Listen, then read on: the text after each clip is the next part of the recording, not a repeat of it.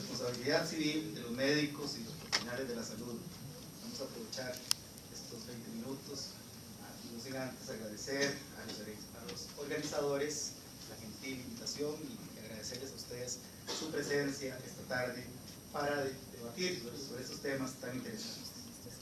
Pues bien, me corresponde a mí tratar el tema de la responsabilidad civil de los médicos y en general de los profesionales de la salud. Mi antecesor, el profesor Chirino, ya se refirió a los aspectos relativos a la responsabilidad penal.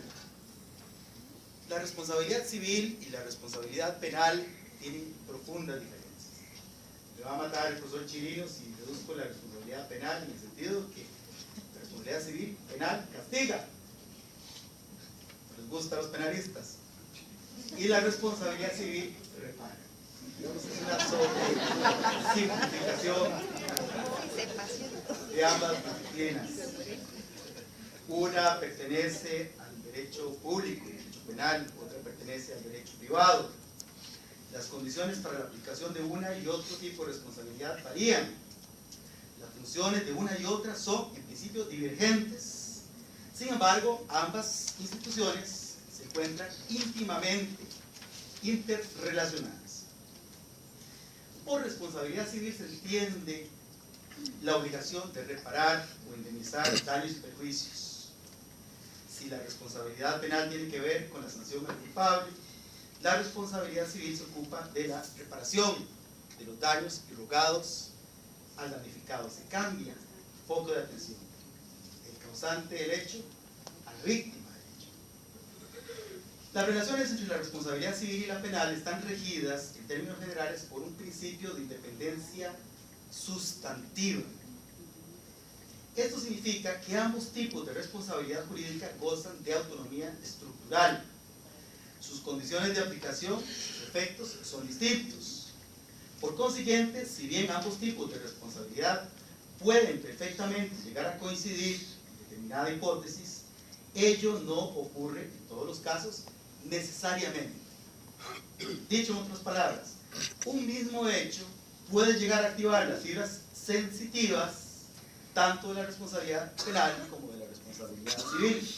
Pero también puede ocurrir que un hecho únicamente satisfaga los requisitos de uno u otro tipo de responsabilidad, de tal suerte que proceda una absolutoria en lo penal y una condenatoria en lo civil, o al revés, o ninguna. Dividiremos nuestra corta exposición en dos partes.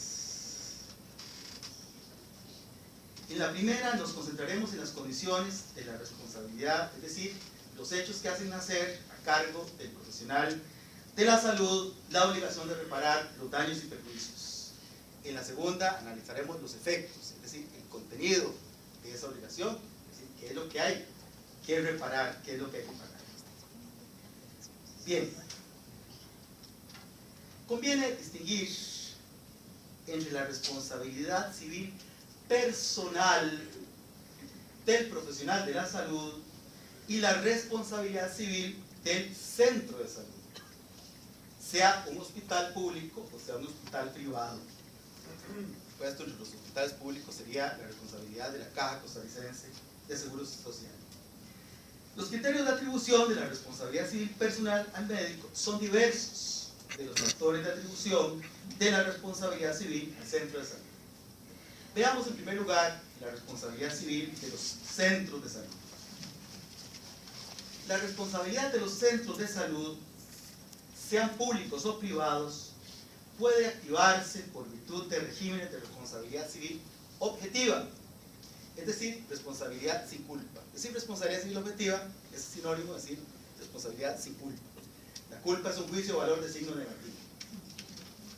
El hospital responde frente al paciente por los conductos del derecho de la protección al consumidor, con base en el artículo 35 de la ley 7472 de protección al consumidor. Se trata de un régimen de responsabilidad objetiva directa, donde lo relevante es la acreditación de un daño derivado causalmente de la prestación de un servicio. El hospital privado puede exonerarse demostrando la ajenidad al daño, caso fortuito, fuerza mayor, culpa de la víctima, hecho de un tercero. La Caja Costarricense de Seguro Social está sometida a los regímenes de responsabilidad objetiva, indirecta y directa contenidos en los artículos 191 y 194 de la Ley General de la Administración Pública. Al tenor de la primera de dichas normas, que es la regla general, el 191, la Caja responde objetivamente, es decir, sin culpa, por las faltas personales de sus servidores, personal médico y de salud, o por la falta del servicio público.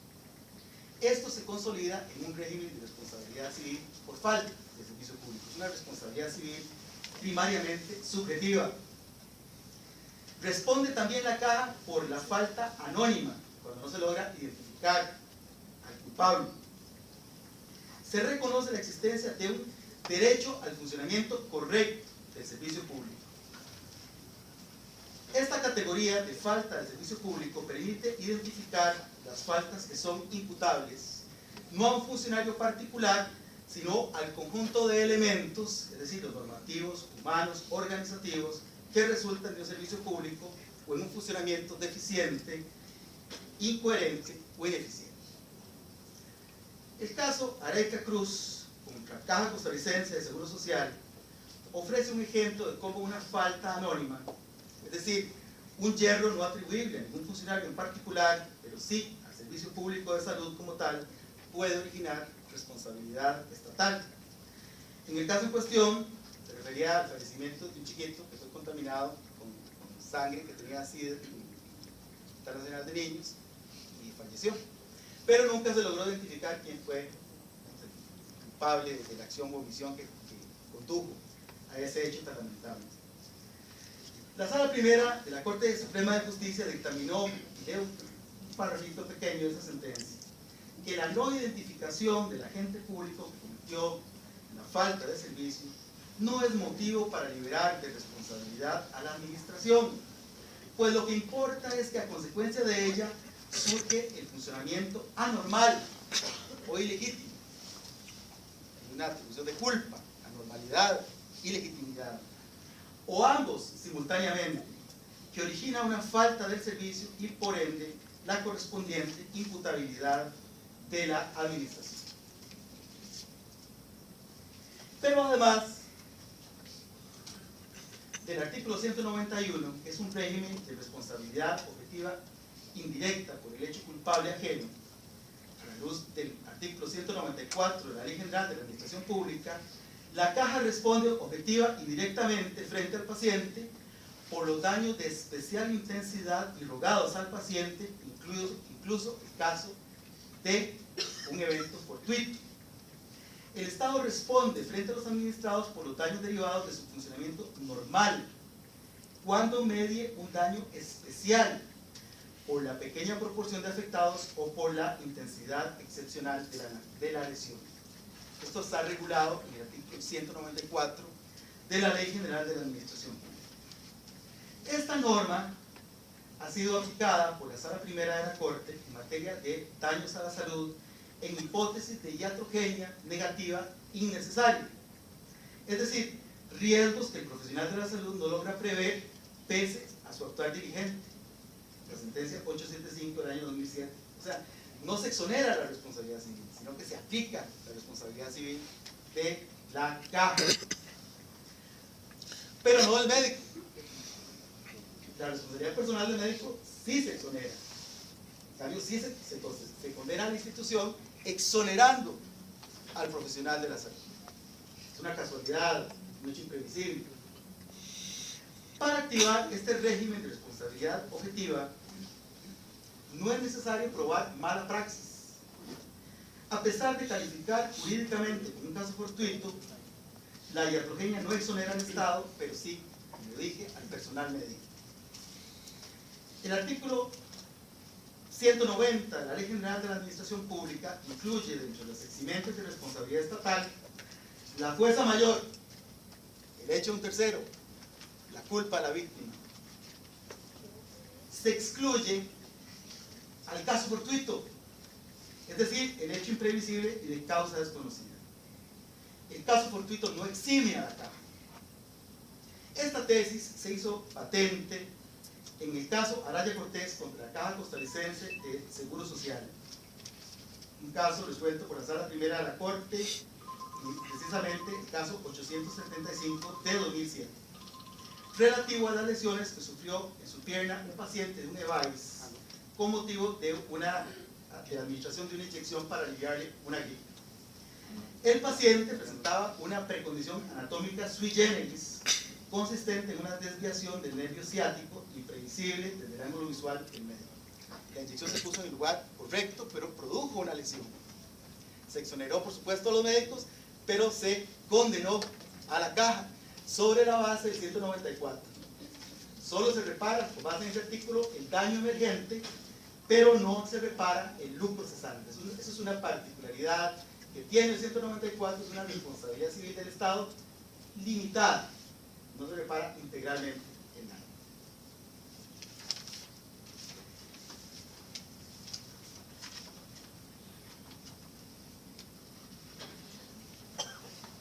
Veamos ahora el tema de la responsabilidad civil de los médicos y de los profesionales de la salud. La cuestión de la responsabilidad civil del facultativo es más compleja, pues si bien en principio depende de la acreditación de una culpa, en algunas parcelas fragmentarias la responsabilidad es objetiva. Por ejemplo, en el ámbito de la cirugía estética, donde el médico garantiza, promete un mejoramiento estético y además, por supuesto, seguro. En este caso, por tratarse de obligaciones de resultado, no de medios, la responsabilidad no depende de la acreditación de mala praxis, sino de la realización o no del resultado prometido, del estado de cosas prometido. Por otra parte, en cuanto a los productos vendidos y los materiales utilizados, siliconas PIP, se activan las garantías, obligaciones y responsabilidades propias del derecho común, como el saneamiento y la entrega conforme. La responsabilidad civil del médico. La responsabilidad civil del médico en Costa Rica es, en general, subjetiva. Cuando decimos responsabilidad subjetiva, es una responsabilidad por culpa. Se ocupa un juicio de valor negativo sobre la conducta del galeno. Compararlo con un modelo de deber ser, que llamaba el profesor Chirino, la lex artis. En el contexto de la prestación de servicios públicos de salud, el médico goza de un estatus privilegiado, el estatus de servidor público. Y en tal sentido, su responsabilidad civil personal vis a vis al administrado depende de la acreditación de culpa grave.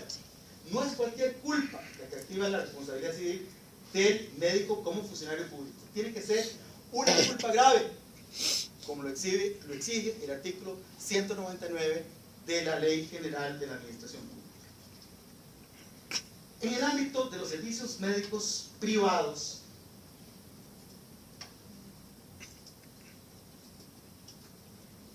cabe destacar la inexistencia en nuestro país de una ley especial que regule las relaciones médico-paciente. El principio general es el de la responsabilidad subjetiva o por culpa, tanto en el ámbito contractual, obligaciones de médicos con base en el artículo 702 del Código Civil, como en el ámbito extracontractual, donde se aplica el artículo 1045 del Código Civil. ¿Qué son las obligaciones de medios a las que se refería el profesor Chirino? Las obligaciones de medios son aquellas en las que la prestación a cargo del deudor consiste en una conducta diligente. En esas obligaciones, el deudor no garantiza la realización de un resultado determinado. En las obligaciones de medios, la conducta del deudor se contrasta con un modelo de deber ser.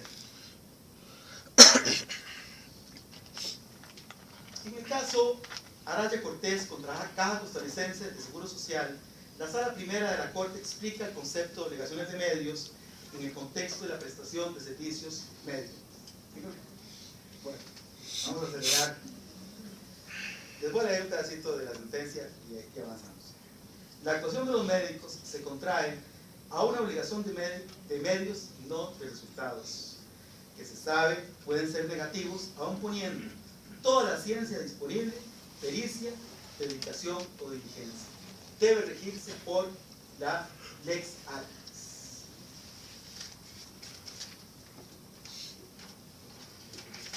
La calificación de una obligación como de medios o de resultados determina la distribución de cargas probatorias. En las obligaciones de medios compete al actor probar la falta de diligencia del demandado. En las del resultado, por lo general, basta con que el actor alegue que no se alcanzó el estado de cosas prometido para que surja en cabeza del demandado la carga de probar bien la efectiva obtención del resultado o bien de justificar su incumplimiento por medio de un eximente de causa extraña, culpa al acreedor, fuerza mayor, caso. Por otra parte, también responde el médico por el incumplimiento de obligaciones de información. En el ámbito de la responsabilidad médica, la obligación de información se cristaliza, como ya sabemos, en la doctrina del consentimiento informado.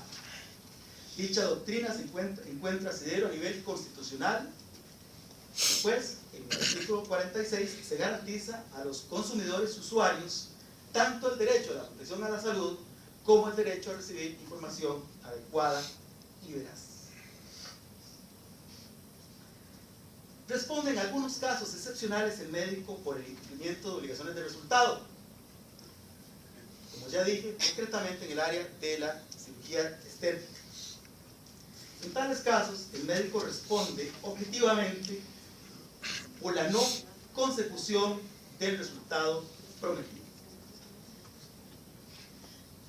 Cabe preguntar si a la relación médico-paciente se le puede aplicar el derecho del consumidor, el artículo 35 de la ley 7472.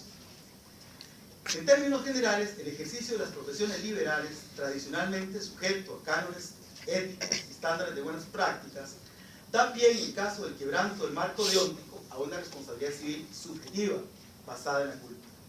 Sin embargo, dada la amplitud del artículo 35 de la Ley de Protección al Consumidor, surge la duda de si nuestros jueces habrán de considerar aplicable a los servicios profesionales, no solo de los médicos, también de los abogados, la severa responsabilidad objetiva directa contenida en dicha norma.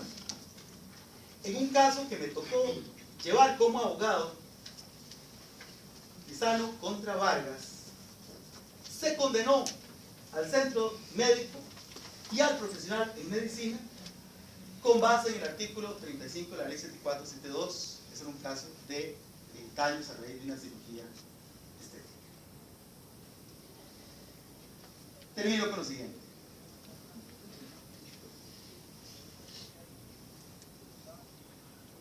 ¿Qué se indemniza? Para que tengan ustedes una idea general. Tradicionalmente, el contenido de la obligación indemnizatoria se había dividido en dos: daños económicos y daños morales. Recientemente, la Sala Primera de la Corte lo dividió en tres, a raíz del dictado de la sentencia Gutiérrez contra Corporación Megasuper, inspirado en el artículo 41 de la Constitución. Ahora, la Sala Primera distingue tres tipos de daños indemnizables: los daños económicos o patrimoniales, daño emergente, lucro cesante, costos de curación; daño moral en sentido estricto, el sufrimiento, el precio indoloris, precio más lecciones, el daño, el sufrimiento personal; y el daño a la persona, que incluye el daño a la salud. Ya el daño a la salud o daño biológico ha sido reconocido expresamente por la Sala Primera de la Corte como un daño indemnizable per se. Muchas gracias.